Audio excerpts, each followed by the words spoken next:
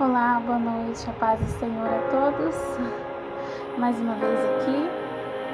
Confesso que eu demorei para vir gravar o áudio, para vir gravar esse vídeo. Eu tava meio resistente, porque a minha intenção não é me promover à custa de nada. Mas eu sinto que eu tenho que compartilhar, que eu tenho que dividir aquilo que Deus tem me dado todos os dias, que é a porção da sua palavra. E antes disso, eu gostaria de falar algumas coisas. Ontem, uma irmã me ligou perguntando se ia ter culto, se ia ter oração no monte em algum lugar. Eu falei, não, irmã, nós continuamos adorando em casa, nós continuamos orando em casa. E ao longo da conversa eu percebi que ela estava meio triste. E quando a gente terminou de conversar, eu falei assim, então vamos orar? E nós oramos por telefone. E quando a oração concluiu, ela falou assim, acabei de ter um culto e fui renovada por Deus através da nossa oração. Em contrapartida, outra pessoa me mandou mensagem ontem também, né? Ela estava curtindo algumas coisas que eu estava divulgando e por fim ela começou a puxar conversa comigo e ela falou que por conta de tudo que tem acontecido, todas as situações difíceis desses últimos dias, esses noticiários, por causa da família e por causa das muitas preocupações, né, que se instalaram na vida dela, ela disse que está desenvolvendo a síndrome do pânico, né, e eu aconselhei pela palavra e falei que nós precisamos confiar em Deus mesmo nesses momentos difíceis. Às vezes, talvez você não tem força para orar, você não tem força para buscar. E tudo que você vai precisar fazer é confiar. Confiar em Deus, confiar que esse tempo vai passar. Confiar que Ele não vai te abandonar. Confiar que Ele é o teu Pai, que Ele é o seu Senhor. Confiar, esperar pelo Senhor. E eu fico triste porque eu vejo algumas pessoas que não vê a hora de que a vida delas volte ao normal.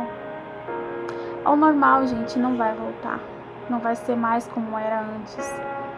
Muitas pessoas estão morrendo, muitas pessoas perderam seus empregos. A realidade, quando tudo começar a voltar, a caminhar vai ser outra. A prioridade vai ser outra. E eu vejo que com isso tem pessoas que não suportam ficar em casa, não conseguem mais estarem sozinhas em casa, não conseguem estar com a família, não conseguem aproveitar esse tempo. Esse tempo em que tudo parou, pra gente rever a nossa vida, rever nossas prioridades, sabe? As pessoas que mais conseguem se sobressair nas situações difíceis são aquelas que usaram as situações difíceis para aprender alguma coisa. Talvez esse seja o momento de você aprender alguma coisa com tudo isso. Eu tenho aprendido com o Senhor, o meu coração tem se realinhado novamente com a vontade dEle. Eu tenho o prazer de estar em casa, de estar com a minha família. Eu sei que Ele está trabalhando e moldando. E para falar a verdade, antes de tudo isso acontecer, antes de começar a ser decretada a quarentena, eu já estava vivendo um processo com Deus. Um processo do qual já estava me preparando de certa forma para estar vivendo esses dias. E eu acredito que muitos cristãos, muitas pessoas também. Mas eu gostaria de ler o versículo da palavra do Senhor, que diz assim em Isaías 40, verso 28. Não sabes, não ouviste que o eterno Deus, o Senhor, o Criador dos fins da terra, nem se cansa e nem se fatiga? Não há esquadrinhação do seu entendimento. Dá força ao cansado e multiplica as forças ao que não tem nenhum vigor. Os jovens se cansarão e se fatigarão, e os mancebos certamente cairão. Mas os que esperam no Senhor renovarão as suas forças, subirão com asas como águias, correrão e não se cansarão, caminharão e não se fatigarão. Aleluia! E eu gostaria de ler também em Jeremias, capítulo 17, versos 7 e 8, diz assim: Felizes os que confiam no Senhor.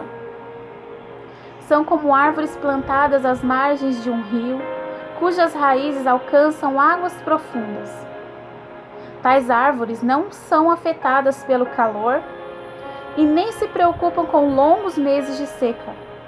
Suas folhas permanecem verdes e produzem fruto delicioso. Amém? Aqui diz que aqueles que confiam no Senhor são como essas árvores, que elas são preparadas para enfrentar toda e qualquer estação que venha na sua vida. Elas estão preparadas para enfrentar os meses de seca. Elas estão preparadas e elas não se preocupam com o tempo. Elas esperam pelo Senhor. E diz aqui também que elas permanecem verdes e produzem fruto. Ou seja, aqueles que esperam no Senhor, como eu disse hoje mais cedo, eles confiam no Senhor acima de qualquer circunstância. A sua fé, o seu caráter não são moldados pela circunstância, pelo lugar, mas permanece inabalável no Senhor. E eu me lembro também do versículo lá em Salmos 91, que diz que aquele que habita no esconderijo do Altíssimo, à sombra do Onipotente, descansará. Talvez o lugar que você precisa estar é na sombra do Altíssimo. E deixa eu te dizer uma coisa.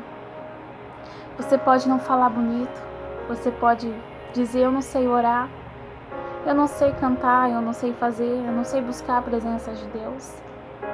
Mas se você fechar os seus olhos e falar: Senhor, eu estou aqui, eu preciso da tua ajuda. Se você falar com toda a sinceridade do teu coração, eu tenho certeza que Ele vai te atender, que Ele vai te socorrer.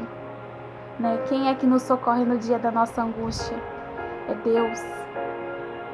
Que a sua expectativa não esteja no homem, mas esteja em Deus, esteja na palavra do Senhor. Que a nossa expectativa não esteja na solução que o homem pode trazer para o mundo, mas naquilo que Deus pode fazer. Amém?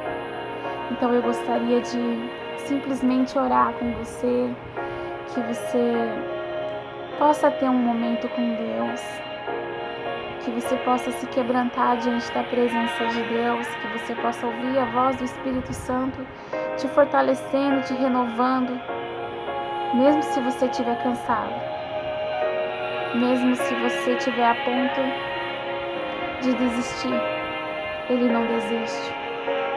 Se tem uma coisa que eu tenho aprendido é que todos nós somos alvos do amor de Deus. Se você é crente, se você não é crente, mas que você confia que existe um Deus que vela por todos nós. Isso é real. Que nós possamos unir a nossa fé. A palavra do Senhor diz que só existe um Deus, um Senhor, um mediador entre Deus e os homens, que é o nosso amado Jesus Cristo. E que através do Espírito Santo nós somos convencidos do pecado, da justiça, do juízo. Através do Espírito Santo nos aproximamos de Jesus e através de Jesus nós alcançamos o coração de Deus. Que Deus venha renovar suas forças, a sua fé e a sua esperança de que dias melhores virão. Que você encontre prazer agora de estar onde você está, com a sua família, na sua casa. Muitas pessoas já estão voltando com a sua vida normal. Eu ainda não posso.